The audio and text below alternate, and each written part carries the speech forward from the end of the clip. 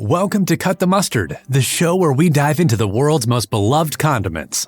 On a previous episode, we gave you the 411 on tartar sauce, letting you know it's more than just for your fish and chips. Well, in today's episode, we're talking about the unsung hero of the vinegar world, malt vinegar. From its humble beginnings in the UK to its partnership with fish and chips, we're going to explore everything you need to know about this tangy liquid.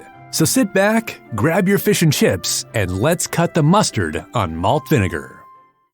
First, let's dive into the history of malt vinegar. This vinegar is made from malted barley and is a staple in British cuisine.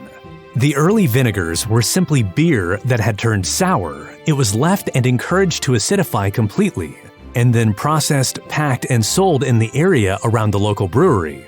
It dates back to the early 1700s when it was primarily used as a preservative for pickling and preserving foods.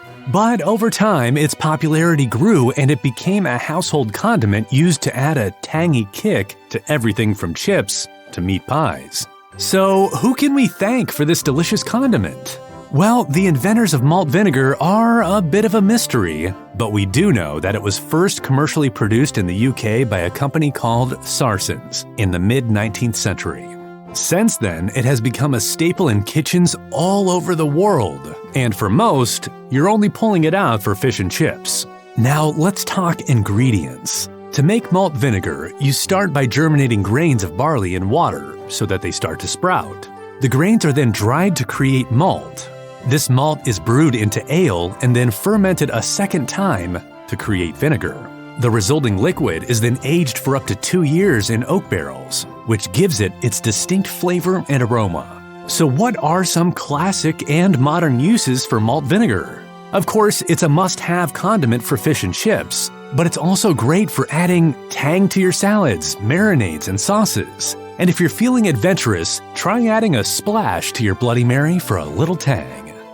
Now, you might think if this is vinegar, it could also be used as a natural cleaning product.